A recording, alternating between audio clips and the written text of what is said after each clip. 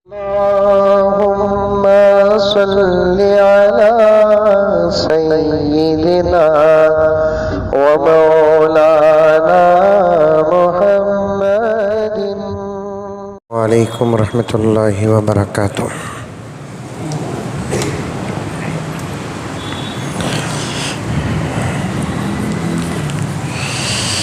الحمد لله رب العالمين، والصلاة والسلام على سيد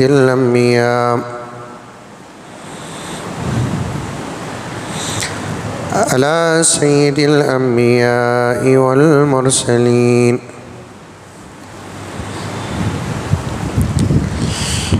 محمد وعلى آله وأصحابه أجمعين.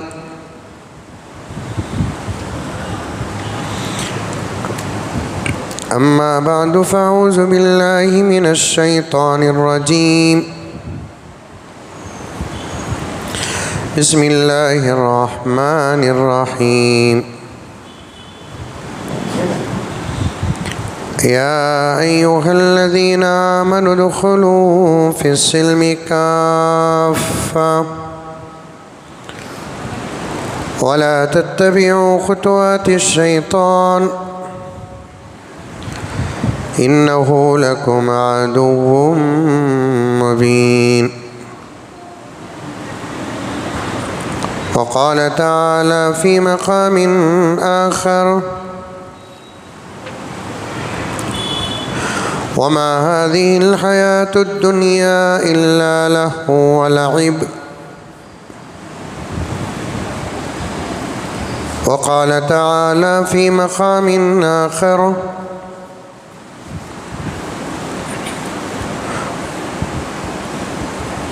قل متاع الدنيا إلا خليل.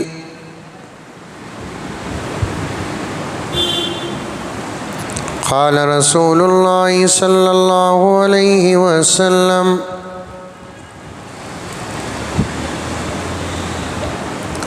الدنيا جيفة وطالبها كلاب، أو كما قال عليه الصلاة والتسليم. اللهم صل على سيدنا نبينا مولانا محمد وعلى آل سيدنا نبينا مولانا محمد وبارك وسلم. اللهم صل على محمد بعدد أوراق الأشجار وبعدد أقطار الأمطار وبعدد دواب البرار والبحار وعلى آله وصحبه وبارك وسلم. اللهم صل على محمد كما هو أهله ومستحقه. मुअज़्ज़ज़ सामीन किराम, पूरी मोहब्बत के साथ, शौक़ के साथ, उल्फत के साथ, प्यार के साथ, अदब के साथ, एहतराम के साथ, इखलास के साथ दिल की गहराई से एक मरतबा दरूद शरीफ पढ़ लें।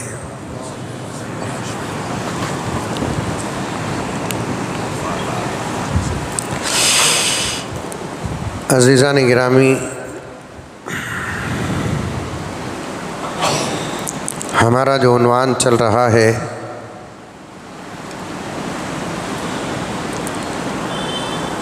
दुनिया की हकीकत।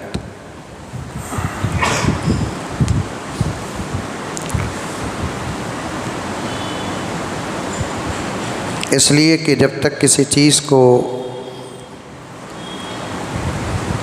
जानते और समझते नहीं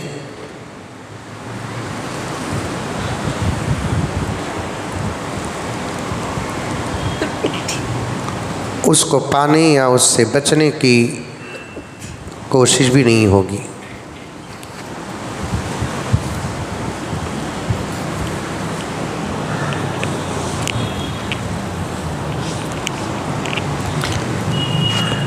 गरचे की दुनिया दारुल असबाब है,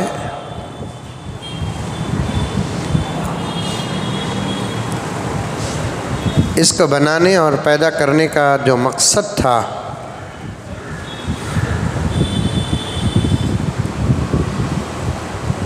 मुख्तसर तौर पर 2 जुमा आपकी खिदमत में रखा।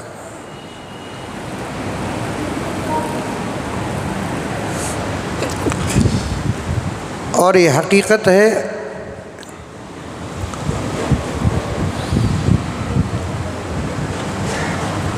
दुनिया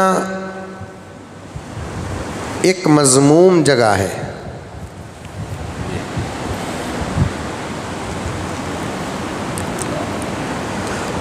और इसकी थोड़ी ना थोड़ी हकीकत हर इंसान जानता है। क्या जानता है इंसान?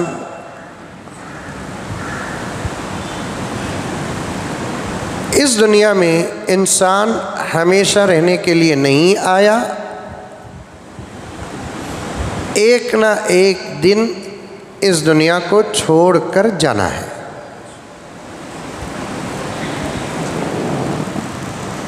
इस हकीकत से मुसलमान ही नहीं, वो इंसान जो अल्लाह रसूल को मानते नहीं वो भी वाकिफ़ है।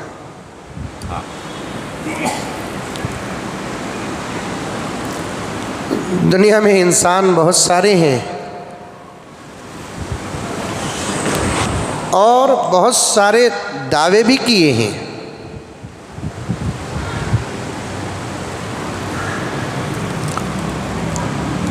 किसी ने अपने आप को वली होने का दावा किया, किसी ने अपने आप को नबी होने का दावा किया, सच्चे लोग छोड़कर। किसी ने तो अपने आप को खुदा होने का दावा किया, लेकिन आज तक किसी का दावा किसी भी किताब में नहीं मिलेगा कि मैं दुनिया में हमेशा रहूँगा।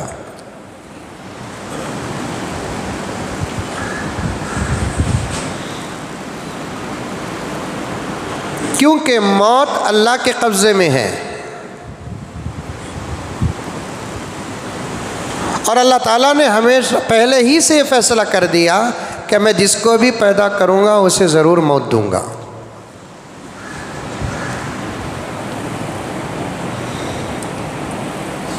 मैं खालिक हूँ, मेरे अलावा पूरी कायनात में जितनी चीज़ें हैं वो तमाम की तमाम मखलूक़ात में दाखिल है और जो भी मखलूक़ है उसे मौत का मज़ा चखना ज़रूरी है।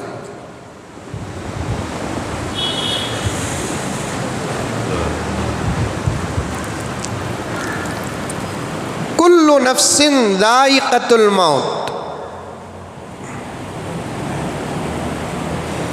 हर नफ्स को मौत का मज़ा चखना है।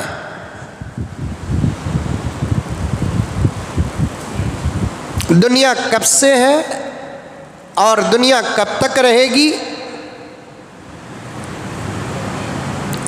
इस हिसाब से हमारा कोई ताल्लुक़ नहीं। हम कब से हैं और हम कब तक रहेंगे, यही हिसाब की हमको ज़रूरत है।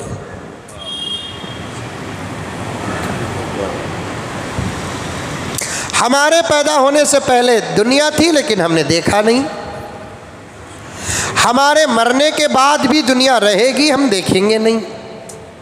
जो चीज़ देखे नहीं और जिसको हम देखना नहीं है उससे हमारा क्या ताल्लुक़ है। आ रही है बात समझ में? कोई कहता है कि दुनिया की उम्र 6000 साल, कोई कहता है कि दुनिया की उम्र 10,000 साल, कोई कहता है कि दुनिया की उम्र हज़ारों हज़ारों हज़ारों साल है। लेकिन इससे हम ना लेना देना क्या है, हमारी उम्र जितनी है उतनी ही दुनिया है।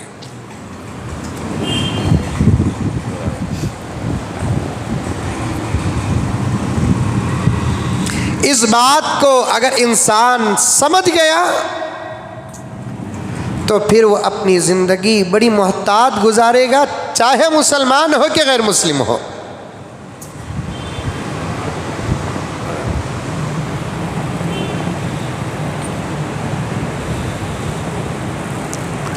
इंसान अपनी इंसानियत को भूल कर ज़िंदगी गुजारता कब? जब वह दुनिया की हकीकत को जानता नहीं।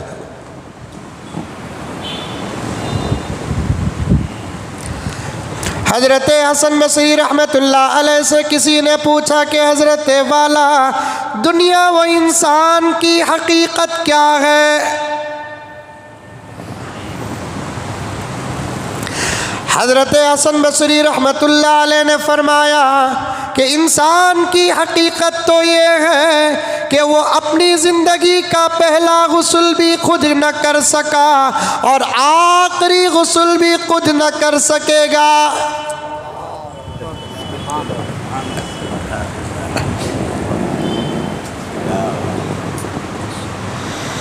दौलत, औरत, शोहरत, माल, जाह, जलाल, इसके पीछे वही लोग पड़ते हैं जो दुनिया की हकीकत से नावाकिफ हैं।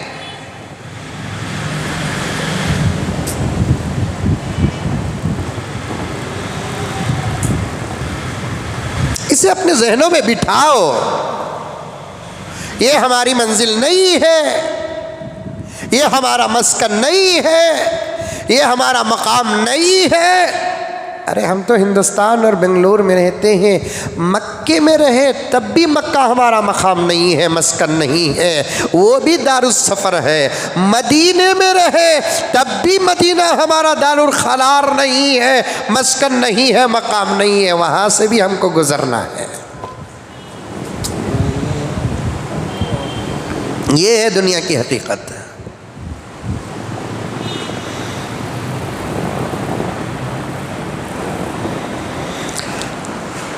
अभी मैं आगे बढ़ा नहीं, गुज़िश्ता जुमे का लिंक आपके सामने पेश कर रहा हूं। ऐसा भी नहीं है कि आप एकदम दुनिया से किनारा कश हो जाओ। हजरत, जब दुनिया इतनी खराब है, क्या हम मर जाएं? दुनिया की हैसियत अल्लाह के पास नहीं है तो इस दुनिया में रहकर फ़ायदा क्या है? दुनिया की हकीकत अल्लाह के पास नहीं है, एक मच्छर के पर से भी गई गुजरी है दुनिया अल्लाह के नज़दीक, तो फिर इस दुनिया में हम क्यों रहे?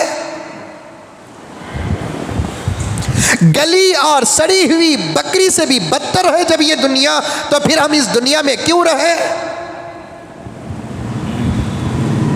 एक सवाल,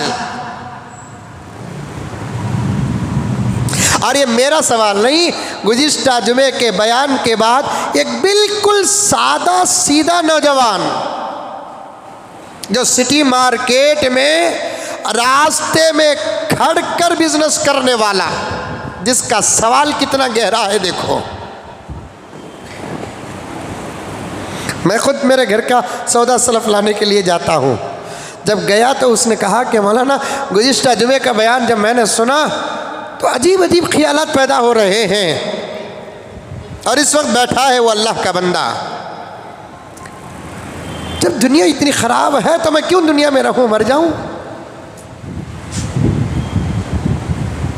मैंने कहा कि आइंदा जुमे तक मरने को, उसके बाद मरना चाहे तो मर। ठीक है, तो तेरा जवाब मुझे आइंदा जुमा देना है।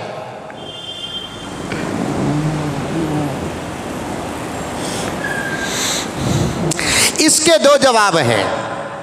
मैं बारहा कहता हूं मेरे दोस्तों, बयानात सुनो, एतराज न करो, सवाल करो।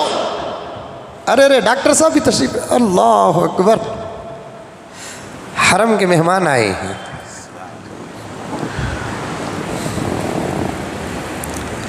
बयान सुनो, एतराज न करो, सवाल करो। वो कैसा, ये कैसा, एतराज किसे बोलते? माने बगैर उसके अंदर से कीड़ा निकालना। सवाल किसे बोलते? जब बात कोई समझ में नहीं आती, मजीद समझने के इरादे से आदमी को पूछना। सवाल करोगे तो हिदायत मिलेगी, एतराज़ करोगे जो हिदायत है वो भी छिन जाएगी।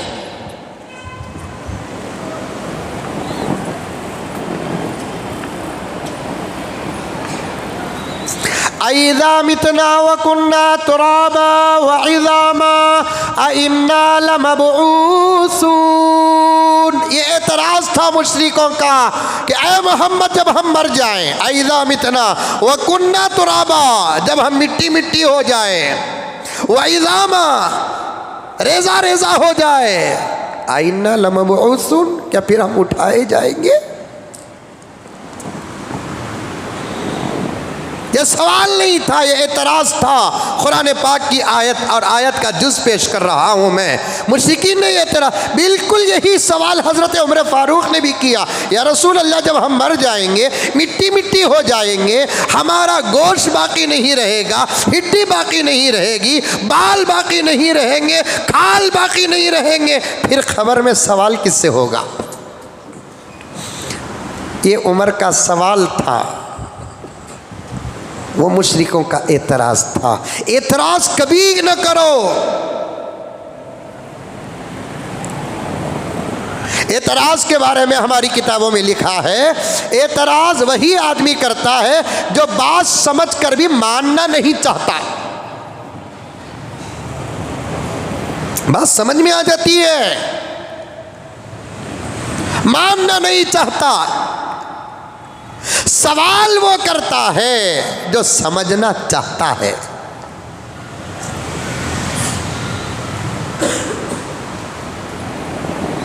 अरे बस समझ में, जरूरी नहीं कि आपको हर एक का बयान समझ में आ जाए, ज़रूरी नहीं कि कुरान समझ में आ जाए, ज़रूरी नहीं कि हदीस समझ में आ जाए, ज़रूरी नहीं कि अइम्मा का फ़िक़्ह समझ में आ जाए। बात समझ में नहीं आई तो फिर आप सवाल करो, एतराज़ न करो।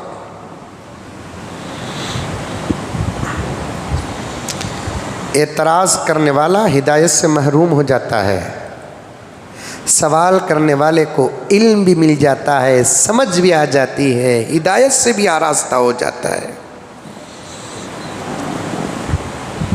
जब दुनिया इतनी खराब है तो फिर इस दुनिया में रहना क्यों? एक सादा सीधा इंसान जो रास्ते में खड़े होकर हलाल रोज़ी का तालिब है, और मैंने उसकी मेहनत को देखा, कड़कड़ाती धूप में पसीने के खतरे गिर रहे हैं और इतना बेहतरीन सवाल कर रहा है। मैंने कहा कि वाक़ईतन इसकी मेहनत ये सवाल कर रही है।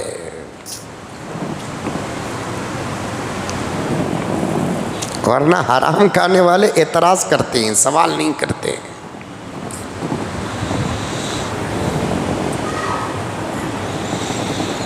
मैंने कहा कि तेरा जवाब भाई इंशाअल्लाह ताला आइंदा जुमा दूंगा। मैंने नोट करके रखा और जवाब बनाता रहा। आदमी की तड़प जैसे होती है, अल्लाह तबारक व ताला मदद भी वैसे करते हैं।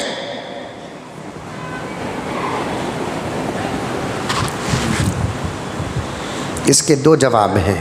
जब दुनिया इतनी ख़राब है, आगे बढ़ना है और दुनिया की हकीकत बताना है। और एक हदीस मैंने आज आपके सामने तिलावत की, उस हदीस की तशरीह भी करना है। समझो दुनिया को, इतने भी पीछे न पड़ो दुनिया के कि ईमान गारत हो जाए। आप इतने भी दुनिया के पीछे न पड़ो, आमाल गारत हो जाए। और अजीब बात है, दुनिया के पीछे पड़कर ईमान और आमाल गारत करते हैं और एहसास तक नहीं होता। अल्लाह अकबर कबीरा।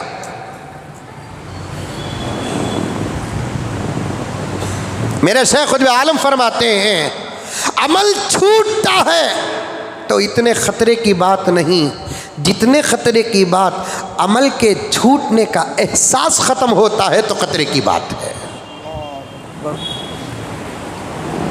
नमाज नहीं पढ़ा, अमल छूट गया, इंशाअल्लाह ताला तौफीक मिल जाएगी। मैं नमाज नहीं पढ़ा, मेरे से नमाज छूट गई, ये एहसास तक अगर पैदा नहीं होता तो समझो कि बहुत बड़ा खतरा तुम्हारे ईमान के दरवाजे को खिटखिटा रहा है।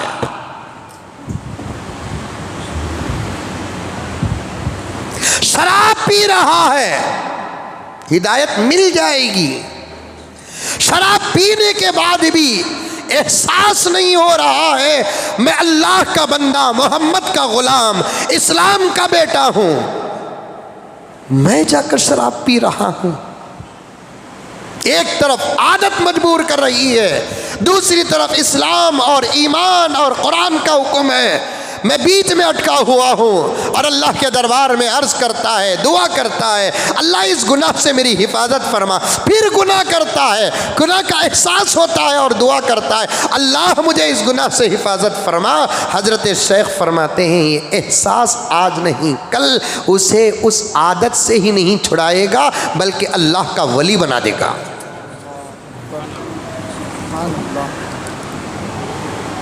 आज अमल ही नहीं छूटा मेरे दोस्तों, एहसास तक खत्म हो गया, एहसास बर्बाद हो गया। हम जिंदा हैं, हमारे एहसास के जनाजे उठे हैं। जब दुनिया इतनी खराब है तो हम इस दुनिया में रहे क्यों? सवाल आया सवाल। दुनिया इतनी खराब है, दुनिया एक बैतुल कला है, जन्नत के मुकाबले। दुनिया एक सड़ी हुई बदबूदार मरी हुई बकरी से बदतर है। हम इस दुनिया में रहे क्यों?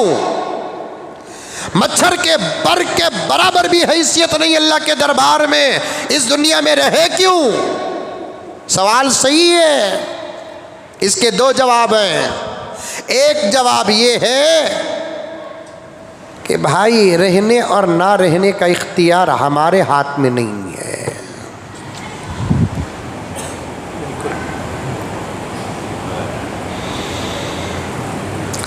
पहला जवाब ये है रहने और ना रहने का इख्तियार हमारे हाथ में नहीं है, क्योंकि जान हमारी नहीं है, अल्लाह की नेमत और अल्लाह की अमानत है। जब खुदा लेना चाहे तो तब देना, उसके लेने से पहले अगर उसे देते हैं तो इसी का नाम खुदकुशी है, और इस्लाम खुदकुशी को हराम करार देता है।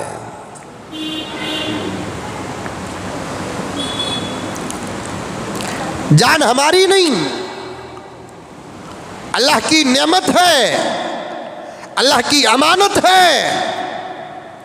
रहो, बचकर चलो। हमी जो दुनिया समझ में आ रही है, हमसे ज़्यादा अंबिया को समझ में आई दुनिया, लेकिन वो खुदकुशी नहीं करे, दुनिया में रहे लेकिन बचकर ज़िंदगी गुजारे।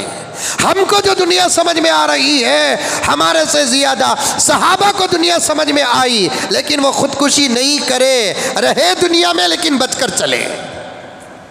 हमारे से ज़्यादा अल्लाह के मुक़र्रब तरीन बंदे औलिया को दुनिया समझ में आई, लेकिन वो दुनिया में खुदकुशी नहीं करे। जब दुनिया इतनी नजिस है, दुनिया इतनी ख़राब है, दुनिया इतनी सड़ी है, दुनिया इतनी गली है, दुनिया इतनी मुर्दार है, तो फिर इस दुनिया में हम क्यों रहे? औलिया ने खुदकुशी नहीं की, दुनिया में रहे लेकिन बचकर ज़िंदगी गुजारे। रहने और ना रहने का इख्तियार हमारे पास नहीं है, ये पहला जवाब। और दूसरा जवाब ये है, एक तरफ़ा दुनिया बहुत ख़राब है, दूसरा दुनिया एक ऐसी जगह है जहाँ पर आदमी गुनाहों से बचकर नेकियां कमा सकता है।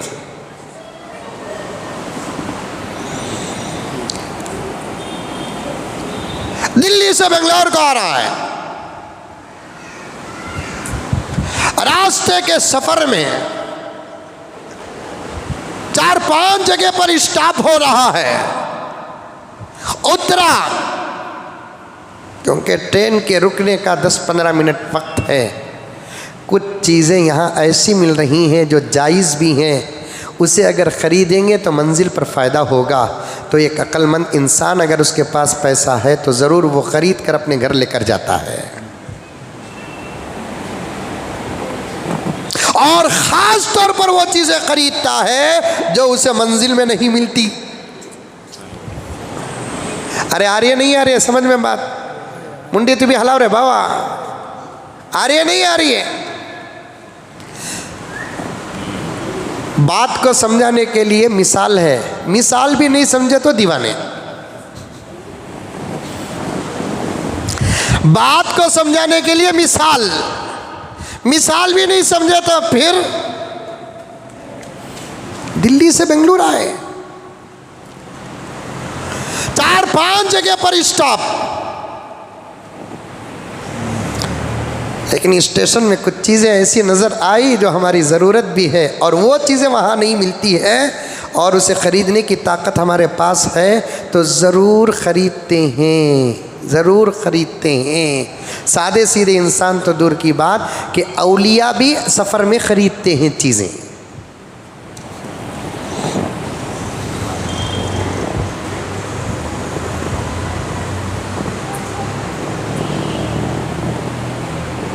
औलिया भी सफ़र में जाते हैं तो बराबर अच्छी अच्छी चीज़ें ख़रीदते हैं। जमात में जाने वाले साथियाँ जब जमात में बैरून वगैरह जाते हैं तो कुछ वक्त उनको भी दिया जाता है कि जब शहर आए तो ज़रा शहर भी देख लो तारीख़। अब वो जाते हैं तो कुछ चीज़ें ख़रीद लेते हैं, मक्का जाते हैं तो मक्के में भी कुछ चीज़ें ख़रीद लेते हैं, और मदीने में तो ख़रीदते ही हैं। वहाँ भी तकवा दिखाते, नहीं नहीं नहीं नहीं, यहाँ ख़रीदना नहीं कि यहाँ इबादत करने आए सो। ये वो लोग यहाँ बोलते हैं जो पहली दूसरी मर्तबा पूरी दुनिया ख़रीद को ले लगा है, अब पूरी पूंजी खाली होने के बाद अब तकवा दिखाते, ख़रीदना नहीं ख़रीदना नहीं।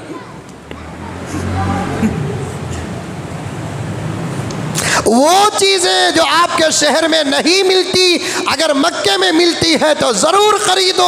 वो चीज़ें जो आपके मुल्क और शहर में नहीं मिलती सिर्फ मदीने मुनव्वरा में अगर मिलती है तो ज़रूर ख़रीदो, क्योंकि मदीने को याद करने के असबाब में से एक सबब है। जब भी वो गिलास देखेंगे तो मदीने का सफ़र याद आ जाएगा। पूरा वक्त ख़रीदे में न गुजारो। इसीलिए मैंने एक जगह पर अर्ज़ किया था, मक्के मुकर्रमा में अल्लाह देता है, मक्के मुकर्रमा में अल्लाह, मदीने मुनव्वरा में रसूलुल्लाह देकर भेजते हैं। यहाँ से ज़मज़म, वहाँ से खजूर लेना, दूसरी चीज़ें हैं। सफ़र में गए, मौला तकी उस्मानी साहब दामद बरकातुहू ने एक जगह पर लिखा है कि सफ़र में गए तो अपने घर वालों को कुछ न कुछ, कोई ना कोई चीज़ ज़रूर लेकर आओ। गया भी खाली, आया भी खाली, नंबर 1 फ़कीर दिख रहा है।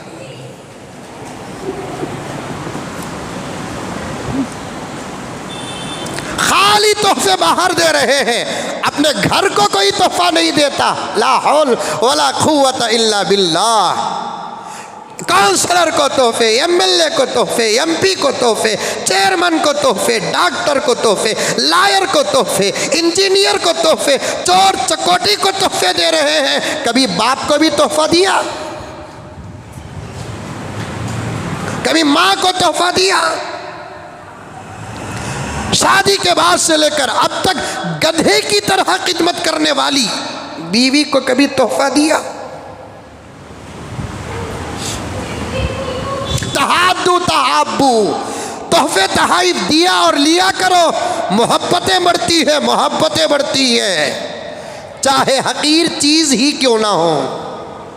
औलिया फरमाते हैं तोहफा देने वाले को देखो, क्या देता है वो ना देखो, देने वाले का खुलूस क्या है देखो। क्योंकि बहुत सारे ऐसे होते हैं जिनका तोहफा बेहद कीमती होता है, लेकिन देने वाले का इरादा बड़ा ख़राब होता है। और कुछ लोग ऐसे होते हैं जिनका तोहफा दुनिया के एतबार से बड़ा कमतर होता है कीमत के एतबार से, लेकिन देने वाले का खुलूस आसमान को छूता है।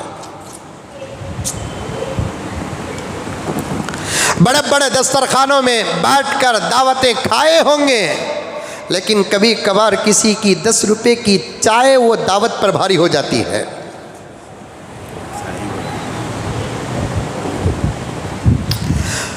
जहां दीदा शख्सियत हजरत मौलाना मुफ्ती तकी उस्मानी दामत बरकातुम सारे आलम का इस वक्त का सबसे बड़ा मुफ्ती, सारे आलम का, सिर्फ पाकिस्तान का नहीं, एशिया का नहीं, सारे आलम का। बात गलत नहीं है, बात हकीकत है। अरब भी आज अगर नए मसले का जवाब लेना चाहता है तो हजरत मौलाना मुफ्ती तकी उस्मानी का दरवाज़ा खटखटाता है। अल्लाह ने ऐसा इल्म अता किया, दुनिया तकरीबन देख चुके हैं। जहां दीदा शख्सियत, कई जुबानों के माहिर, लाखों शागिर्दान, हजारों मुरीदीन, चहीते और उस्साक का तो हिसाब ही नहीं। लेकिन हजरत फरमाते हैं, एक मर्तबा मैं कहीं जा रहा था, किसी ज़रूरी काम से मैं कार से उतरा, मुझे एक नौजवान देखा और पहचान लिया। करीब आकर पूछा, अस्सलामु अलैकुम। वालेकुम अस्सलाम, आप हज़रत मौलाना तकी उस्मानी हैं? जी, क्योंकि हज़रत इतने बड़े आलिम, मुफस्सिर और मुहद्दिस हैं, लेकिन सादगी ऐसी है कि पहचाने नहीं जाते।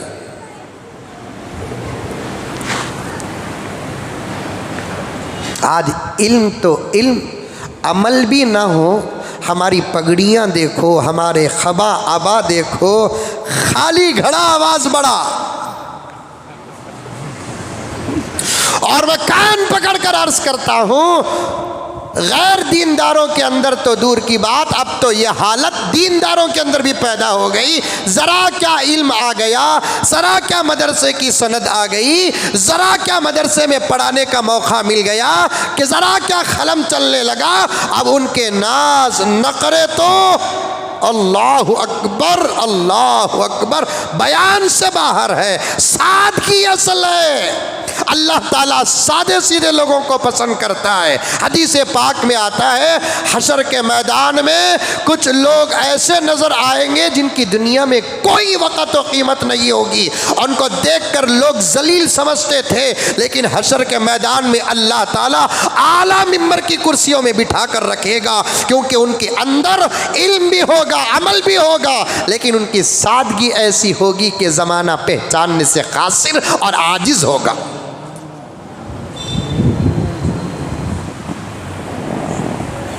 और हज़रत दामत बरकातुम बड़े सादे सीधे, बहुत सादे सीधे। हिंदुस्तान तशरीफ़ लाए थे, बेंगलोर में भी हज़रत का खिताब हुआ, दारुल सबील रशाद, तो हज़रत बड़ी मोहब्बत के साथ तशरीफ़ लाए।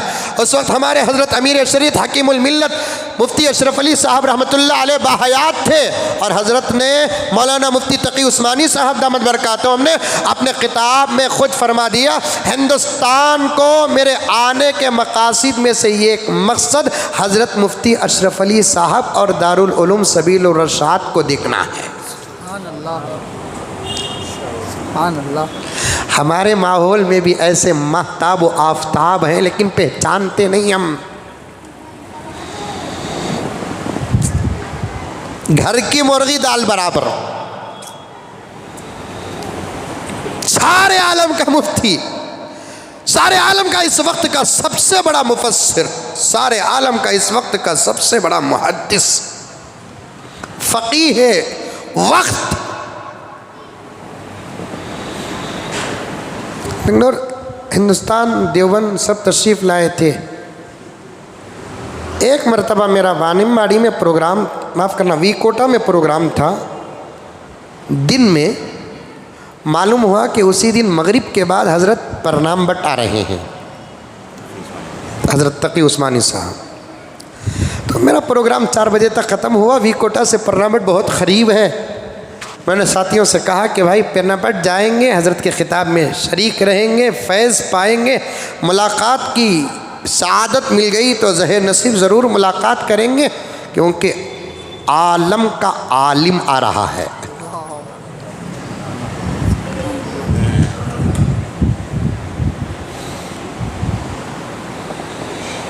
आलम का आलिम आ रहा है।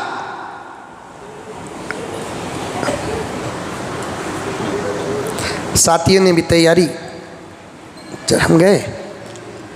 हज़रत के आने से पहले मैं जिस मस्जिद में हज़रत का ख़िताब था उस मस्जिद में दाखिल हुआ तो पेरनापेट मेरा पुराना गहरा ताल्लुक़ है। उस शहर से 17-18 साल से मैं रमज़ान में ख़ास तौर पर जाता आता रहता हूँ। वहाँ के साथियों ने मुझसे मोहब्बत का इजहार किया और मस्जिद में एक हिस्सा ख़ास तय करके रख दिए थे ताकि हज़रत के आने में परेशानी ना हो, और वहाँ पर 10-15 हज़रात को बैठने की इजाज़त थी। इत्तफ़ाक़ से वो जगह में मुझे भी जगह मिल गई। बिल्कुल, नमाज भी हज़रत ही को पढ़ाना था। हज़रत उस्मानी साहब दामद बरकातुम को नमाज़ पढ़ाना था। बिल्कुल मुसल्ले के ज़रा साइड में मैं बैठ गया, जहाँ मौज़िन साहब बैठते उससे ज़रा हट कर बैठा। अभी 10-12 मिनट थे नमाज अज़ान होने के लिए, मगरिब तो। थोड़ी देर के बाद एक साहब आए, सीधा आकर बिल्कुल इमाम साहब के मुसल्ले के बिल्कुल पीछे आकर बैठ गए। मैं भी उस वक्त तक हज़रत को देखा नहीं था। हज़रत की किताबें पढ़ी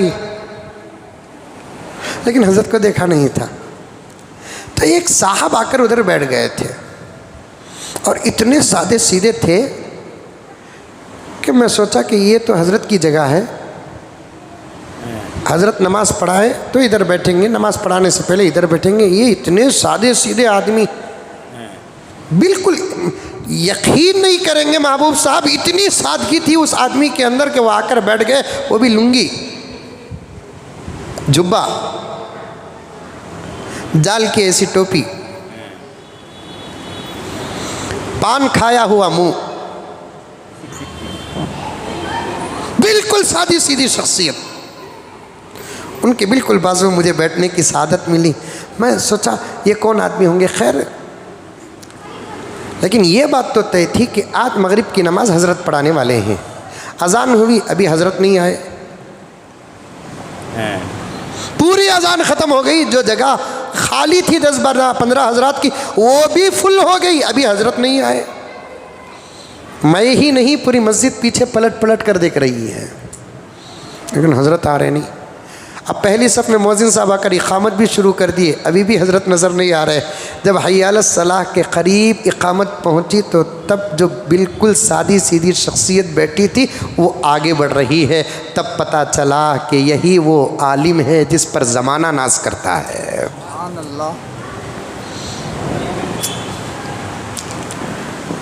पहचाने नहीं गए। और अकरम साहब, खुदा की कसम खाकर कहता हूँ कि हज़रत का बयान लंबा चौड़ा नहीं था डॉक्टर साहब, सिर्फ 45 मिनट था हज़रत का किताब। या अय्युहल्लज़ीना आमनू तक़ुल्लाह व कूनू मअस-सादिक़ीन पर हज़रत ने जो किताब फरमाया एक समंदर बहा दिया। सादगी ऐसी, आज दुनिया के अंदर इल्म ज़रा आ जाए, दौलत ज़री आ जाए, शोहरत ज़री मिल जाए, यूँ समझते हैं कि हमारे से बड़ा दुनिया में कोई नहीं है। क्या खतरा भर सलाहियत किसी को मिल जाए, यूँ समझते हैं कि दुनिया हमारे कदमों तले है।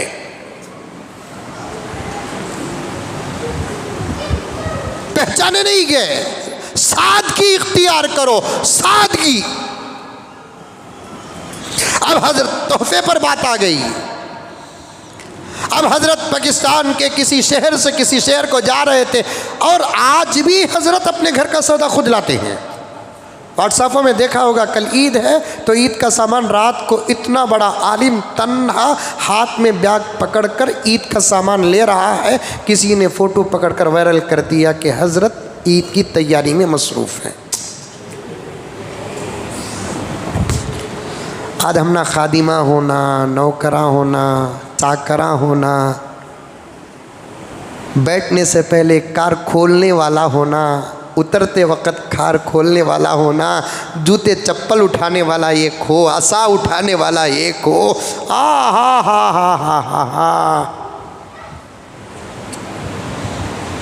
माफ़ फरमाए, आज ज़माना ऐसा है, दीनदारों का भी यही हाल है, बेदीनदारों का भी यही हाल है।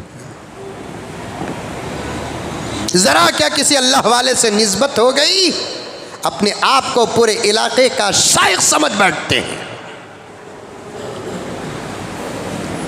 खुदा को दुनिया पर फख्र करने वाला तो दूर की बात, दौलत पर फख्र करने वाला तो दूर की बात, शोहरत पर फख्र करने वाला तो दूर की बात, अल्लाह का निज़ाम देखो, दीन पर भी अगर कोई तकब्बुर करता है अल्लाह उसे भी जलील कर देते हैं।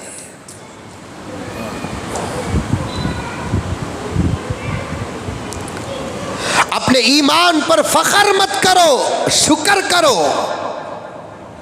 अपने इस्लाम पर फख्र मत करो, शुक्र करो। अपने आमाल पर फख्र मत करो, शुक्र अदा करो। क्योंकि अल्लाह तबारक व तआला का अजीब निज़ाम है, कभी देते हैं तो कभी देकर छीनते भी हैं।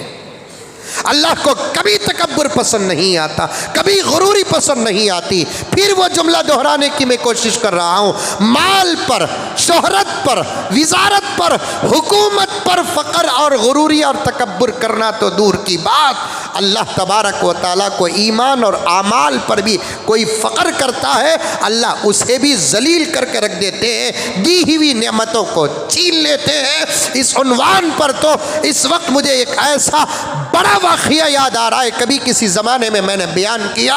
एक बहुत बड़े बुज़ुर्ग गुज़रे हैं, हज़रत अब्दुल्ला उंदुलुसी रहमतुल्लाहि अलैह, लाखों मुरीदों के शेख हज़रत अब्दुल्ला उंदुलुसी। अंदलुस एक गांव का नाम, शहर का नाम, वहाँ रहने वाले शेखुल मशाइख हज़रत अब्दुल्ला अंदलुसी रहमतुल्लाहि अलैह। और गहराई में जाऊँ तो आपको बताऊँ, ये इतना बड़ा शेख है जिसके खुलफा में हज़रत अबू बकर शिबली हैं।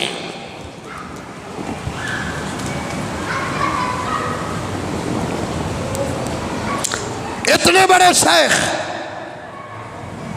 कुरान के हाफिज, कुरान के मुफस्सिर, लाखों हदीसों के हाफिज, लाखों हदीसों के शारिह, फ़क़ीह है वक्त का गौस, लाखों मुरीदों का शेख, हज़ारों खुलफा का शेख। एक एक मजलिस में 20-20 हज़ार का मजमा हज़रत के दर्स और हज़रत की मजलिस में होता था। लाखों ने ईमान कबूल किया, लाखों की इस्लाह हुई।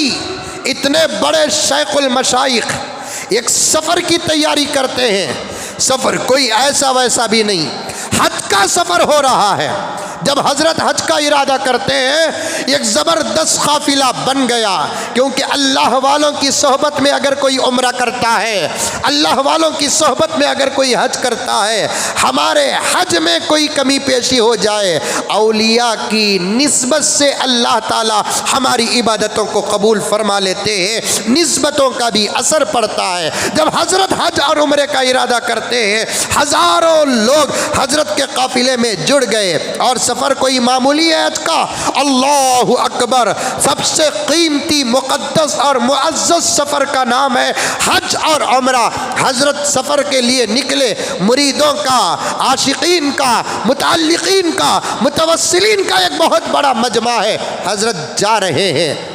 एक लंबा सफ़र ख़त्म करने के बाद अचानक हज़रत ने ऐलान कर दिया, ओ भाइयों, तुम सब हज को चले जाओ, मेरा इरादा तर्क हो गया, मैंने हज का इरादा छोड़ दिया।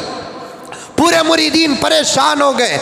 हज़रत क्या वजह, क्या उज़र, क्या तकलीफ़, क्या सबब? और वो भी हज का इरादा तबीयत नासाज है, या घर से खबर मिली कि कोई बीमार है, या कोई हादसा पेश आया है और अचानक आपने हज का इरादा तर्क कर दिया। हजरत ने जुमला बयान किया, भाइयों अब मेरे ऊपर हज फर्ज नहीं है। और मजमा परेशान हो गया, तुम्हारे ऊपर क्यों हज फर्ज नहीं है? तो हजरत ने फरमाया कि भाइयों बात कुछ और है, आप समझ नहीं सकते। पूरा मजमा परेशान था, रातों में दुआओं में मसरूफ़ है, लेकिन पूरी रात नमाज पढ़ने वाला अल्लाह का वली, पूरी रात दुआ करने वाला अल्लाह का वली, जिसकी ज़िंदगी में कभी तहज्जुद नहीं छूटी, जिसका दिल हमेशा अल्लाह अल्लाह अल्लाह कहता था, आज 2 रात से हजरत पूरी मजलिस से गायब हैं। पता नहीं कि हजरत कहाँ जाते हैं। हजरत अबू बकर शिबली रहमतुल्लाहि अलैह हजरत को एक रात फॉलो करते हैं तो देखते क्या हैं कि हजरत एक ईसाई का दरवाज़ा पूरी रात खिटखिटा रहे हैं। हजरत अबू बकर शिबली परेशान हो गए, अल्लाह ये क्या बात है? हजरत का दरवाज़ा सारा आलम खिटखिटाता था और आज हजरत एक ईसाई का दरवाज़ा खिटखिटा रहे हैं। अबू बकर शिबली रहमतुल्लाह अलैह ने देखा कि बात तो कुछ और है, देखा जाएगा क्या होता है। बहुत खिटखिटाने के बाद अंदर से दरवाज़ा खुलता है तो ईसाई बाहर निकल कर कहता है, ओ बूढ़े, जो मैंने कहा तो कहा, अमल करना है तो आ, नहीं तो जा। अल्लाह अकबर। अबू बकर शिबली देखते हैं कि आज हमारे शेख को कोई इतनी बदतमीजी से बात कर रहा है। कहता है कि बूढ़े, और क्या बात थी, क्या शराइत थे? फिक्र के समंदर में अबू बकर शिबली डूब गए। थोड़ी देर के बाद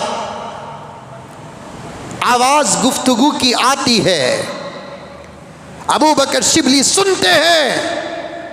शेखुल मशाइख हजरत अब्दुल्ला ओंदुलीसी कहते हैं कि भाई तेरे 3 शर्तों में मुझे 2 शर्तें मंजूर हैं, एक शर्त नहीं। अबू बकर शिबली परेशान हो गए कि क्या शर्त है। फिर गुफ्तगू आगे बढ़ती है तो ईसाई को शेखुल मशाइख कहते हैं, दीन छोड़ दूंगा और 1 साल तक सुवर चराऊंगा, लेकिन कुरान की बेहुरमती नहीं करूंगा, क्योंकि वो मज़हब की मुक़द्दस किताब है। किसी भी मज़हब के मुक़द्दस किताब की तौहीन ये इंसानियत के ख़िलाफ़ है। धर्म के ख़िलाफ़ तो दूर की बात, इंसानियत के ख़िलाफ़ है। तेरे 3 शर्तों में से 2 शर्तें मंजूर हैं। एक, दीन छोड़ दूंगा, ला हौल वला कुव्वता इल्ला बिल्लाह। दूसरा, 1 साल तक सुवर चराऊंगा। तेरे 2 शर्तें मंजूर हैं। ईसाई कहता है कि मैं इंतज़ार करूंगा, तुम 2 शर्तों पर अमल करो, एक अभी और दूसरा 1 साल तक मैं तुम्हारी निगरानी करूंगा। खुद मेरे पास सुवर हैं, तुम 1 साल तक चराओ, तब जाकर हम हमारी बेटी का निकाह तुम्हारे साथ करेंगे। पूरा माजरा अबू बकर शिबली रहमतुल्लाह अलैह के सामने आ गया। अब हजरत अबू बकर का जो हाल हुआ होगा वो मैं क्या जानूँ, आप क्या जाने।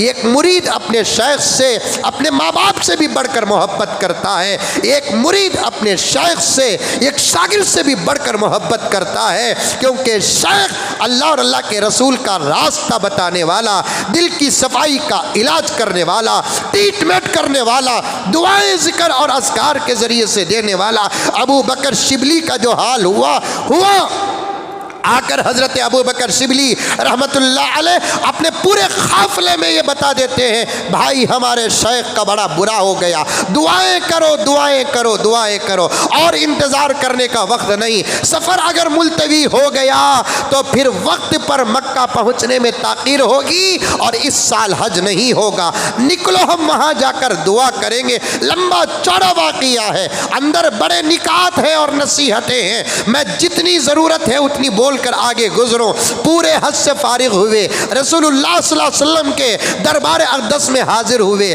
आका के दरबार में सलाम अर्ज़ किया, अपने शेख के लिए दुआ की गुजारिश की। वापस आते हैं हज से फारिग होकर, देखते क्या है कि अंदलुस के किसी इलाके में लाखों और हज़ारों के बीच में बैठकर कुरान पढ़ने वाला, बैठकर कुरान की तफसीर करने वाला, बैठकर नबी के हदीस बयान करने वाला, हदीस की शरह करने वाला, मसाइल बताने वाला, बातिनी इलाज पेश करने वाला, ज़ाहिरी इलाज पेश करने वाला। अल्लाहु अकबर। अब क्या है कि चटेल मैदान में हाथ में वो असा जो मस्जिद में जुमे में मिंबर में पकड़ता था, वो असा जो मजलिस में लेकर बैठता था, उस असे को छूना मुरीदीन अपनी सादत समझते थे। हाथ में वही असा है, चटेल मैदान है, एक साया तक नहीं है। देखते क्या है कि शाइख नहीं, शाइखुल मशाइख सुवरों को चरा रही है। अल्लाह के हाथ में है हिदायत, देना भी जानते हैं, लेना भी जानते हैं। हमारे मोमिन बनने से हमारे अल्लाह को कोई फ़ायदा नहीं, और इंसानों के कुफ्र करने से अल्लाह को कोई नुकसान नहीं। अल्लाह के दरबार में हमेशा हिदायत की भीख मांगते रहो। जिसे हिदायत मिल गई मौत तक सलामती की दुआ करते रहो, वरना मैंने वो अहादीस कई मरतबा आपके सामने बयान कर दिए। ज़िंदगी भर का मुसलमान मौत के वक्त काफिर बनकर मरेगा, हज़ारों वाक़ियात मौजूद है। सुबह का मुसलमान शाम को काफिर, शाम का मुसलमान सुबह को काफिर देखने में आता है। मुझे साफ कहने दो मेरे दोस्तों, ईमान के बाद ही तमाम चीज़ों का दर्जा है। ईमान को किसी के नाम पर कुर्बान न करो, हर चीज़ को ईमान के नाम पर कुर्बान करो। दुनिया में सब चीज़ें मिल सकती हैं, एक चीज़ नहीं मिलती जब तक उसका फजल ना हो, वो चीज़ का नाम है ईमान। आज ज़रा क्या ओहदे मिल गए, आज ज़रा क्या शोहरत मिल गई, आज सिर्फ 3-4 साल बैठने की कुर्सी क्या मिल गई, आज क्या काउंसलर और एमएलए, एमपी और पीएम और सीएम का लक़ब मिल गया। जीतने के बाद हमारे मुसलमान भाइयों की बात करता हूँ, मुझे गैरों से कुछ लेना देना नहीं है। जीतने के बाद तो गैरों को खुश करने के लिए, ख़त्म होने वाली कुर्सियों को मजबूत करने के लिए ला इलाहा इल्लल्लाह मुहम्मदुर रसूलुल्लाह पढ़ने वाला मुसलमान मूर्तियों के सामने हाथ जोड़कर कहता है, ये हमारी काली माँ की दिया है कि मैंने जीता है।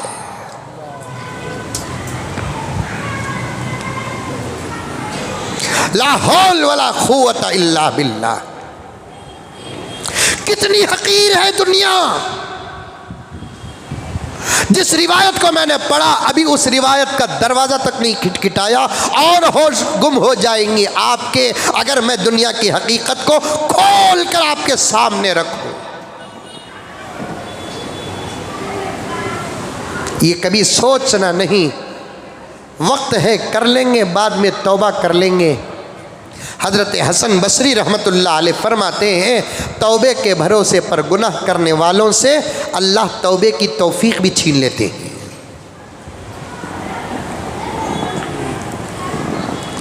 फिर जुमला सुनो प्यारो, तौबे के भरोसे पर गुनाह करने वाले आदमी से अल्लाह तौबे की तौफीक भी छीन लेते हैं। इस नीयत से कोई गुनाह करता है कि मैं बाद में तौबा कर लूँगा, तौफीक छीन लेते हैं। फ़िरौन को तौबा मिल जाती थी, फ़िरौन को हिदायत मिल जाती थी। तफसीर इब्ने कबीर के अंदर लिखा है, दिन में खुदाई दावा करता था, रात में एक पैर में खड़कर अल्लाह से माफ़ी मांगता था। दिन में खुदाई दावा, रिसालत से दुश्मनी, 70,000 बच्चों का कातिल, दिन में खुदाई दावा करता था, लेकिन रात में क्या करता था, अल्लाह के पास एक पाँव में खड़े होकर माफ़ी मांगता था। हर दिन का ये हाल था। और हर दिन शाम के वक़्त शैतान आकर के तो तेरे से बड़ा मैं, तेरे से बड़ा आलिम मैं, तेरे से बड़ा पावर मेरे पास, मैं अब तक खुदाई दावा करया नहीं, तू करया क्या? ये बोलता फिरौन डरता, पूरी पूरी रात एक पैर में खड़े होकर अल्लाह से माफ़ी मांगता। फिर सुबह को उठता, वही शैतान सुबह को आता, आकर कहता कि रात आएगी तो तौबा कर ले वरना हुकूमत चली जाएगी। शायद वही शैतान आजकल यहाँ भी फिर रहा है। शैतान शैतान को सिर्फ जानता है तो वो एक आलिम ही जानता है। अल्हम्दुलिल्लाह,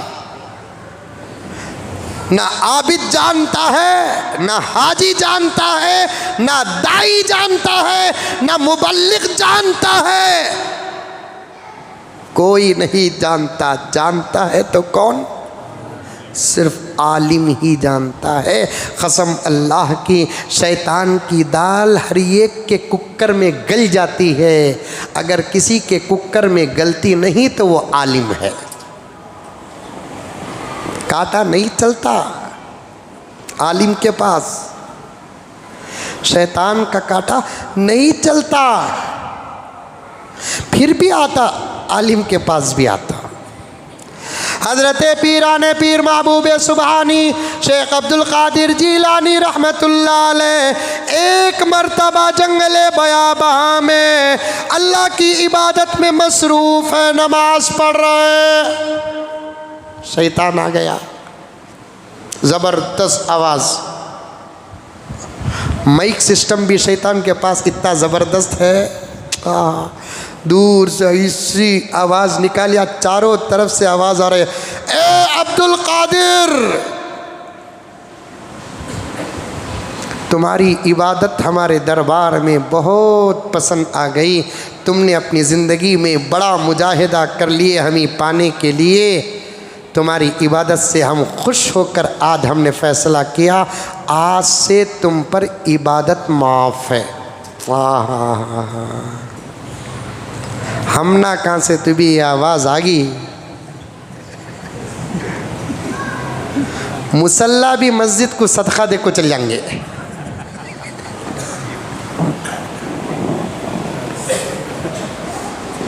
ये तो बेदारी की हालत में आवाज़ आ रही है। हम में से कोई घुग्गू ख्वाब में भी सुन लिया तो फरेद छोड़ाता।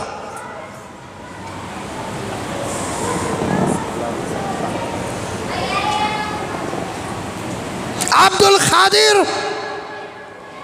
तुमने अपनी ज़िंदगी में बड़ा मुजाहिदा किए, बड़ा तज़किया किए, बड़ी इबादतें की, हमारे दरबार में तुम्हारी इबादत बहुत पसंद आ गई, हमने फ़ैसला किया कि आज से तुम पर इबादत माफ़ है, नमाज माफ़ है, नमाज माफ़।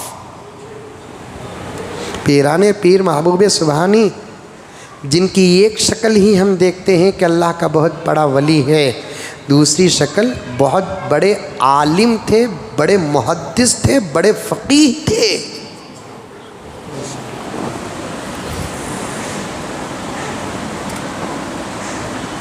तसव्वुफ़ गालिब था, उनका इल्म छुप गया। मेहमान हरम आए हैं तो ये बातें आ रही है। इमाम अबू हनीफा बहुत बड़े वली थे, इल्म गालिब था तो विलायत छुप गई। अल्लाह सुभान अल्लाह। हमें भी ज़बरदस्त पीएम है, खिताबत गालिब है तो पीएमशिप छुप गई।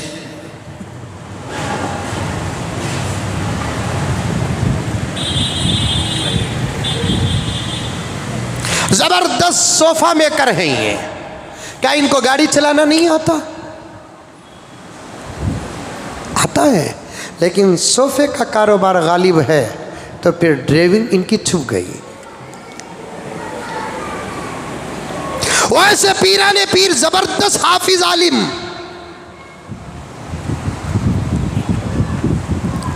मुफस्सिर मुहद्दिस फ़क़ीह। बाज़ों ने फरमाया इमाम अबू हनीफा, इमाम मालिक, इमाम अहमद बिन हम्बल, इमाम शाफी की तरह मुस्तकिल इमाम।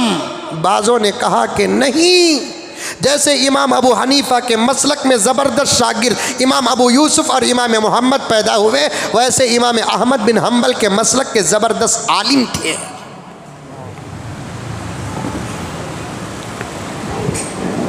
आलिम के पास शैतान का कांटा नहीं चलता।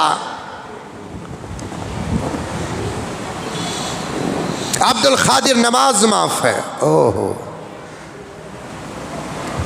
हजरत शेख अब्दुल कादिर जीलानी रहमतुल्लाह अलैह आवाज़ सुनते हैं तो फ़ौरन अपने इल्म के तराजू में इस जुमले को रखकर तोलते हैं कि वो नमाज जो मेरे नबी पर माफ़ नहीं हुई, वो नमाज जो नबी के सहाबा पर माफ़ नहीं हुई, वो नमाज अबू बकर उमर उस्मान और अली पर माफ़ नहीं हुई, वो नमाज जो नबी को दूध पिलाने वाली माँ हज़रत दाई हलीमा पर माफ़ नहीं हुई, वो नमाज जो नबी की अज़वाज मुतहरात पर माफ़ नहीं हुई, वो नमाज जो नबी के औलाद पर माफ़ नहीं हुई, वो नमाज जो नबी के नवासे पर करबला के मैदान में माफ़ नहीं हुई। मैं कौन होता हूँ कि मुझ पर नमाज माफ़ हो जाए? ये आवाज़ अल्लाह की नहीं, दुश्मन खुदा की है। फ़ौरन ला हौल वला कुव्वत इल्ला बिल्लाह पढ़ते हैं। ऐसे गलत वसवसे आ गए तो फ़ौरन ला हौल वला कुव्वत इल्ला बिल्लाहिल अलीयिल अज़ीम पढ़ना। वसवसों का इलाज है ये, बेहतरीन इलाज है ये। गलत वसवसे आते रहते हैं, अजीब अजीब ख्यालात आते हैं, कलीजा पानी पानी हो जाता है, ऐसे ख्यालात आते हैं, दिल कांपता है, ऐसे ख्यालात आते हैं। इन वसवसों से बचने का इलाज क्या? ला हौला वला कुव्वत इल्ला बिल्लाहिल अलीयिल अज़ीम। शैतान खरीब तक नहीं आता, उन्वान का रुख बदल जाएगा। वक्त का तकाजा है, हर जुमा 5 मिनट को मैं काटते काटते गुजर रहा हूँ ताकि मैं अपने ऐलान पर पहुँच जाऊँ। देखिए अकरम मुंडी हला रहे, ये हो नहीं सकता हजरत।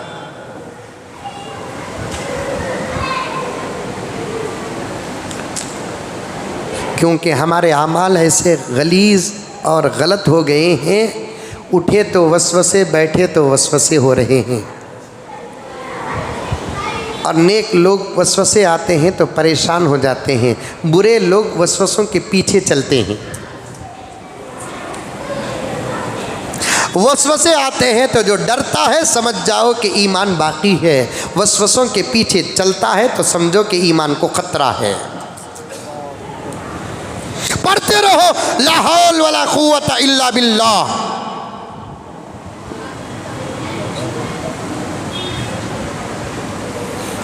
एक नौजवान मुझे पूछा, हजरत वसवसे आ रही ना, क्या करना? मैं बोला ला हौल वला कुव्वत इल्ला बिल्लाह पढ़ो भाई।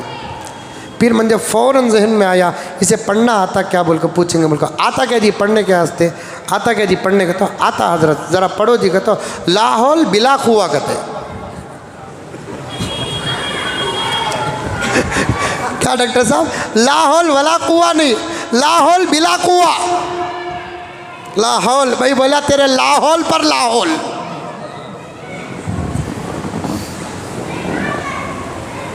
सूरह फातिहा में 70 बीमारियों की शिफा है। मैं पढ़ा तो भी शिफा, तुम्हें पढ़े तो भी शिफा। लेकिन शिफा के लिए शर्त क्या है? सही पढ़ना। आयतुल कुर्सी पढ़ेंगे तो शैतान भाग जाता है, मैं पढ़ा तो भी भाग जाता, तुम्हें पढ़े तो भी भाग जाता। लेकिन शर्त क्या है? सही पढ़ना। कोई मुसीबत पर इन्ना लिल्लाहि व इन्ना इलैहि राजिऊन, दिल में सकीना नाजिल होता है। मैं पढ़ूंगा सकीना नाजिल, आप पढ़ेंगे सकीना नाजिल। लेकिन शर्त क्या है? सही पढ़ना। गलत पढ़ेंगे इलाज तो होगा नहीं, गलत पढ़ने का गुनाह होगा।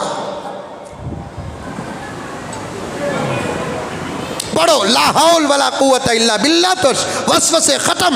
हज़रत पीराने पीर महबूब सुबहानी शेख अब्दुल कादिर जीलानी रहमतुल्लाह अलैह ला हौल वला कुव्वत इल्ला बिल्लाहिल अलीयिल अज़ीम पढ़ते हैं।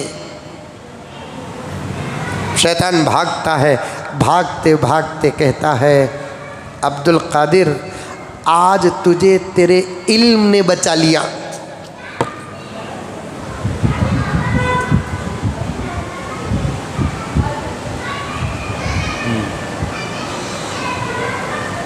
जुमला तो बड़ा अच्छा नज़र आ रहा है, लेकिन एक वली ही पहचान सकता है, एक अल्लाह का बंदा और एक आलिम ही पहचान सकता है।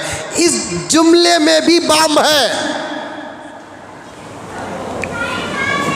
इस जुमले में भी बम है, बम जो शैतान अब्दुल कादिर पर डालना चाहता था। फौरन हजरत शेख अब्दुल कादिर जिलानी फिर से ला हौल वला कुव्वत इल्ला बिल्लाह पढ़ते कहते हैं कि जलील मरदूद रजीम, मुझे मेरे इल्म ने नहीं, मुझे मेरे अल्लाह ने बचाया है।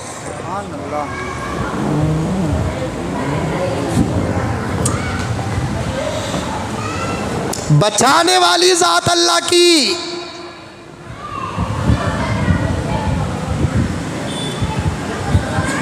जिताने वाली जात अल्लाह की, हराने वाली जात अल्लाह की। कभी ज़माना ऐसा आता है कि हार कर भी लोग जीत जाते हैं, कभी ज़माना ऐसा आता है कि जीत कर भी लोग हार जाते हैं, कभी कुछ लोग हार कर भी जीत जाते हैं, कभी कुछ लोग जीत कर भी हार जाते हैं। ये कुदरत की निशानियां हैं। किसी पर भरोसा मत करो, भरोसा अल्लाह पर करो, बचाने वाला वही है।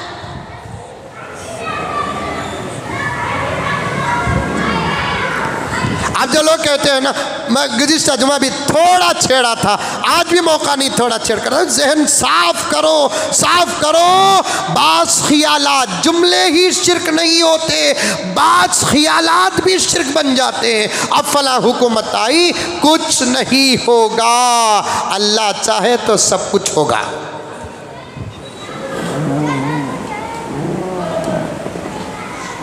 ज़करिया अलैहिस्सलाम एक मसले में अल्लाह के नबी है, नबी,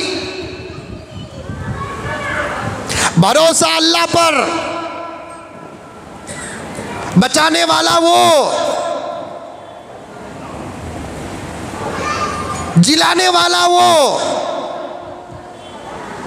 कुछ नहीं होगा इंशाअल्लाह। हुकूमतें बदलती रहेंगी, हुकूमतों पर सिर्फ 5% भरोसा रखो, वह भी ज़ाहिरी। 90 पर 5% अल्लाह पर भरोसा रखो। हर एतबार से दुश्मनों के साए में अल्लाह की कसम 8 साल से अल्लाह तबारक व तआला हमारी हिफाजत कर रहा है। तुमको नहीं मालूम, मैं तो डंके की चोट में कहता हूं, मुल्क के हालात इस वक्त सिवाय उलमा के किसी को नहीं मालूम, किसी खाइद को नहीं मालूम, किसी सदर को नहीं मालूम, किसी काउंसलर को नहीं मालूम, किसी एमएलए एमपी को नहीं मालूम जो मुल्क और आलम के क्या हालात है। सिर्फ उलमा जानते हैं। क्यों उलमा जानते हैं? इसलिए कि कुरान खोल कर पढ़ने और कुरान खोल कर समझने वाले को क़ियामत तक क्या होगा नज़र आता है, हदीस पढ़ने वाले को क़ियामत तक क्या होगा नज़र आता है। इसलिए इस वक्त के हालात खुदा की कसम सिवाय हजरत उलमा के कोई नहीं जानता। 2014 में जब इस्लाम दुश्मन पार्टी, इंसानियत दुश्मन पार्टी बैठी तो हमने वो जुमले भी कानों से सुने हैं कि पता नहीं हजरत अब क्या होगा, क्या होगा, क्या होगा। अल्लाह का फजल 7-8 साल का अरसा गुजर गया, इस्लाम का बाल भी बीगा नहीं हुआ। इंशाअल्लाह ताला सुम्मा इंशाअल्लाह, खुदा की कसम आइंदा भी कुछ नहीं होगा। अरे ये तो हमारी तारीख है कि फिरऔनी माहौल में मूसा बनकर जीना ये हमारी शान है, नमरूदी माहौल में इब्राहिम बनकर जीना हमारी शान है। तलाक पर पाबंदियां लगी, देने वाले दे रही, अलग होने वाले हो रही, नहीं मानने वाले नहीं मान रही। एनआरसी का भूत बाहर निकला, फिर से ताला डाले अंदर बैठे। अल्हम्दुलिल्लाह जिंदगी मुल्क की चल रही है कि नहीं चल रही है। गोश्त पर पाबंदी लगी, अल्हम्दुलिल्लाह खा रहे हैं कि नहीं खा रहे हैं। अरे हाथ भी मुंडी हलाओ रे बाबा। खा रहे नहीं खा रहे? गाँव कशी पर पाबंदी लगी, नुकसान हम ना हुआ कि मुल्क को हुआ, ये खुद मोदी जी जानते हैं। एक जबरदस्त ज़हीन इंसान 4 दिन पहले रिपोर्ट पेश कर रहा है, सालाना मुल्क को सिर्फ गाय के गोश्त पर पाबंदी, बैल के गोश्त पर पाबंदी लगाने की वजह से 7,500-8 हज़ार करोड़ का मुल्क को नुकसान हो रहा है। खाएंगे हम तो मुल्क को फ़ायदा होगा। अगर हम खा रहे हैं, जिस वक्त मुल्क का मुसलमान 1 महीने के लिए अंदर से या बाहर से, जाहिर से या बातिन से वो खाना भी छोड़ दे, तो फिर क्या होगा? मुल्क का 2000 की नोटों का इंतकाल नहीं, 10 रुपए की नोट का भी इंतकाल हो जाएगा।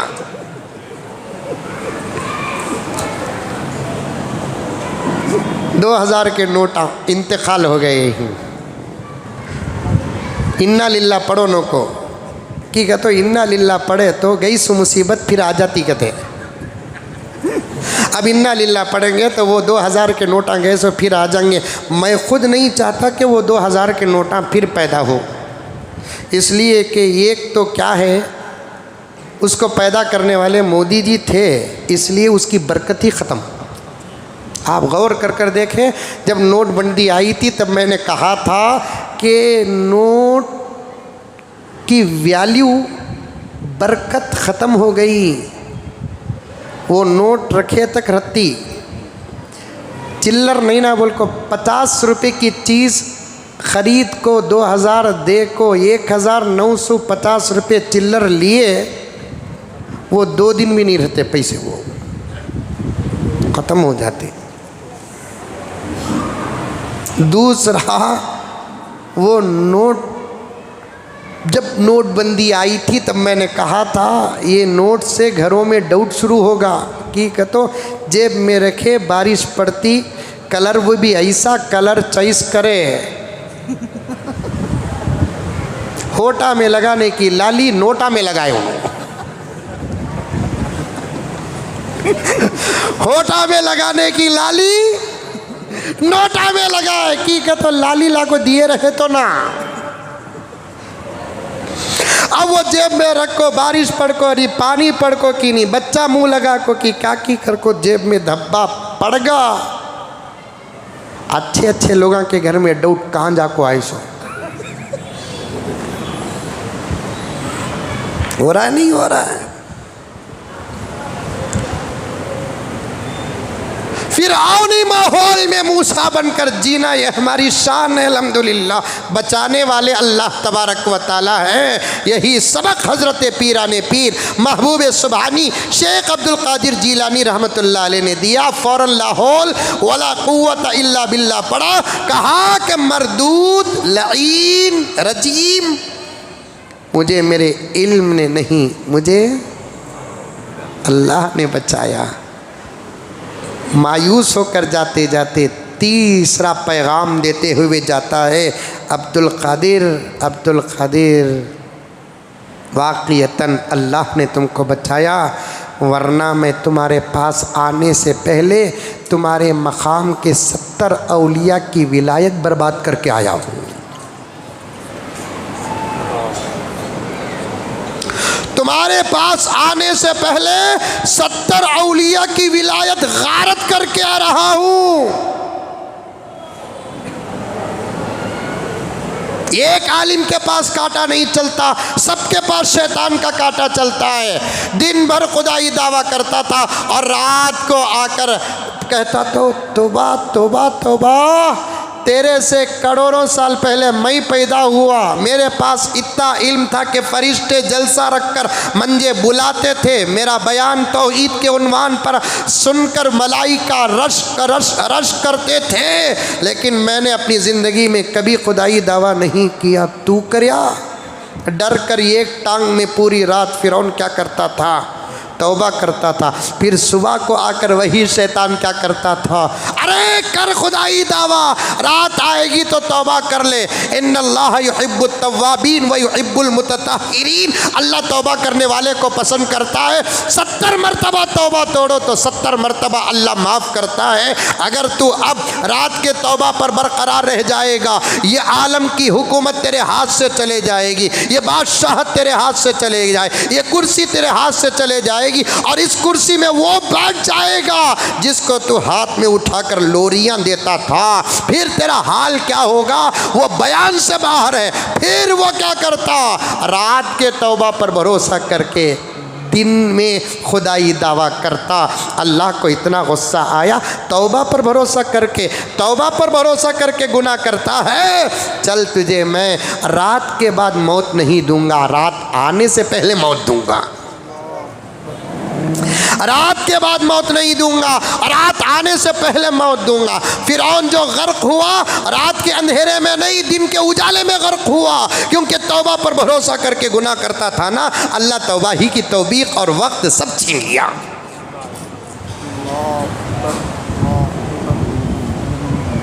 देना जानते हैं अल्लाह ताला, लेना भी जानते हैं। माल दिए, माल लिए, इज्जत दिए, इज्जत लिए, शोहरत दिए, शोहरत लिए, इल्म दिए, इल्म लिए, अमल दिए, अमल लेते हैं। अल्लाह को नाराज़ न करो, सारी दुनिया को नाराज़ कर दो, अल्लाह को नाराज़ न करो।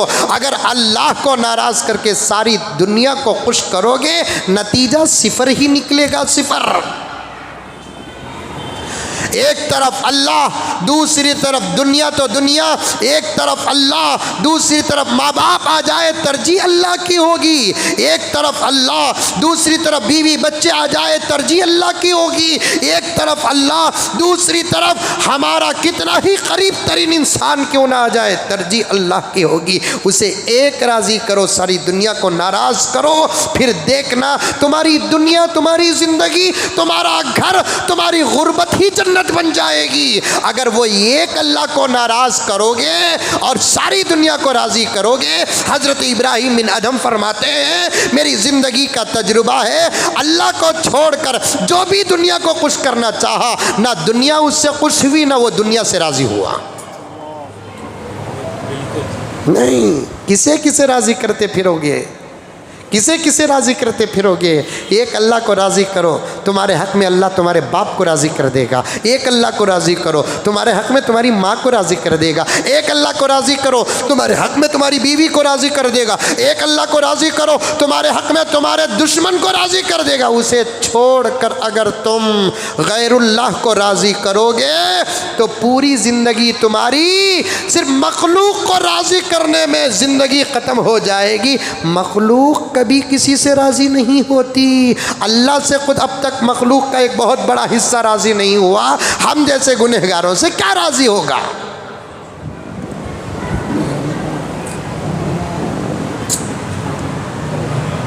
अल्लाह अकबर। अब हज से वापिस आए तो देखते क्या है कि शेखुल मशाइख सुवर चढ़ा रही, रो रो कर दुआ कर रहे हैं। हाजियों की दुआ कबूल होती है। घर को जाना पसंद नहीं। पूरे खुलफा व मुरीदीन, मुताल्लिकीन, मुतासिलीन को शेख के साथ निकले। हज नहीं हुआ तो क्या हुआ, शेख के साथ घर को तो जाएंगे। हम तो अभी अभी अल्लाह और अल्लाह के घर की ज़ियारत करके आए हैं। अल्लाह ने हमारे दुआओं में पवर दिया है। अब हम कुछ नहीं मांगेंगे, अल्लाह से अल्लाह का वली मांगेंगे। गिड़गिड़ा कर दुआएं करते हैं तो दुआ कबूल हो गई। अचानक हज़रत शेख चमकते हैं, ऐसे चमकते हैं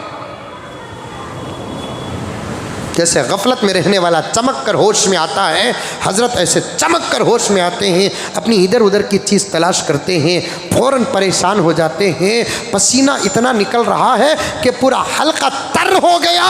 हज़रत फ़ौरन जाकर एक बहती नदी में गुस्ल करते हैं, अपना इमामा तलाश करते हैं, सर में इमामा बांधते हैं, अल्लाह से रो रो कर गिड़गिड़ाते हैं, सजदे में चले जाते हैं। अबू बकर शिबली को इल्हाम हुआ, अबू बकर हमने तेरी दुआ के सदक़े तेरे शेख को तेरे हवाले कर दिया।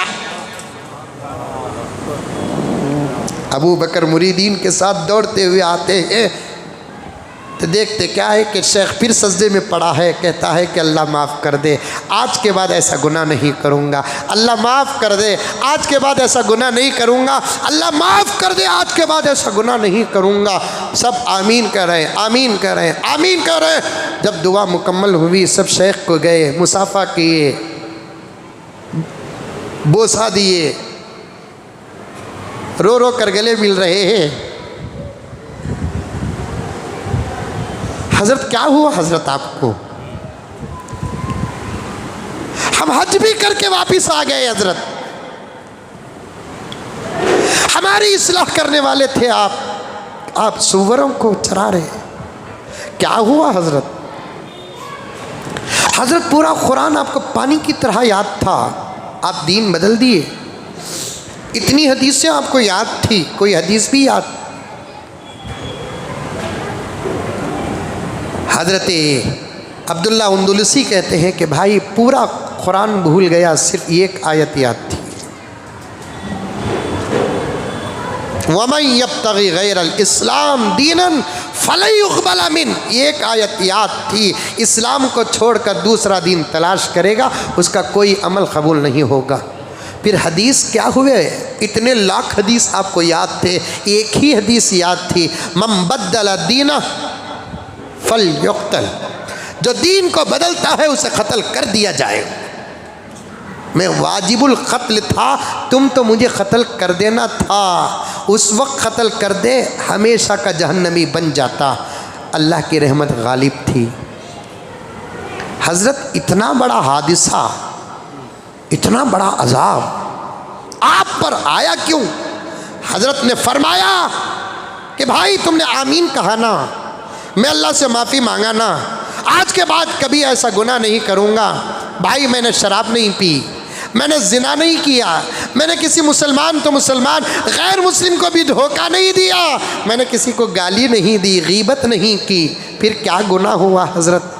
मियाँ तुम्हारे साथ सफ़र कर रहा था, रास्ते में एक मंदिर नज़र आई, मंदिर में कुछ लोग पूजा कर रहे थे, मेरे दिल में गुरूर पैदा हो गया, इनसे तो हमें अच्छे।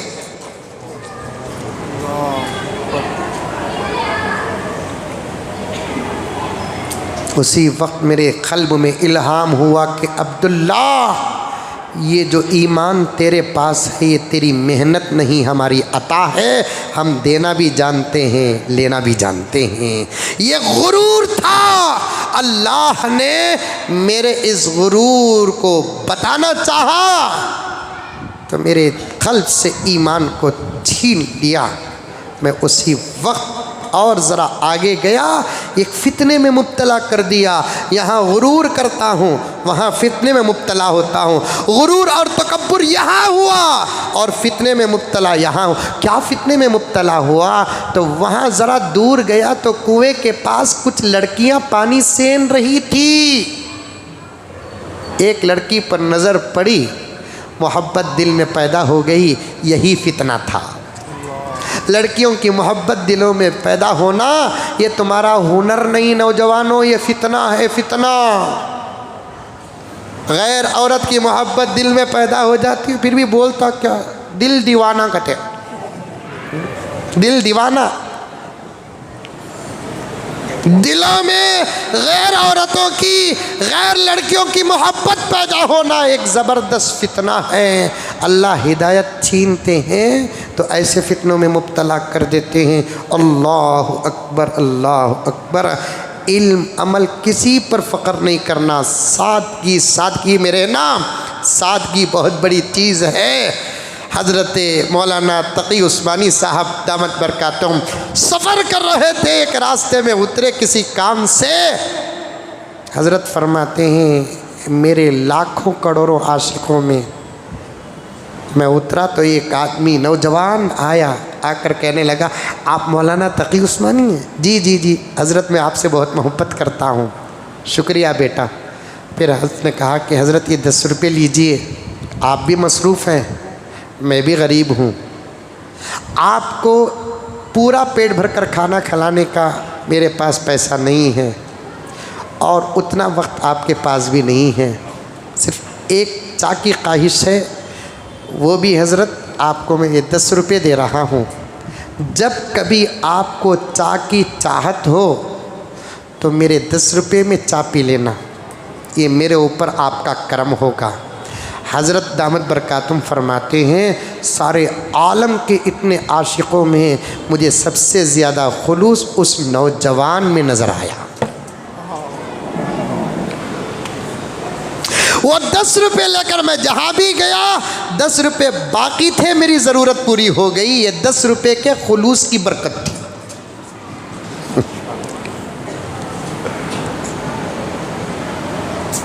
तोहफ़ों में बड़ा असर होता है। यहाँ तक बात रखो, आइंदा जुमा बकिया बातें आपके सामने अर्ज़ करूँगा। दुआ कीजिए कि अल्लाह ताला मुझे और आपको सबको अमल करने की तौफ़ीक़ अता फ़रमाए। आखिर में हज़ब मामूल हमारी मस्जिद के चंदे के मुताल्लिक़ गुजारिश है, बाजू के हाउस का काम शुरू हुआ है, इंजीनियर का प्लान आना बाकी है, इसलिए आप तमाम हज़रात से गुजारिश है कि ज़्यादा से ज़्यादा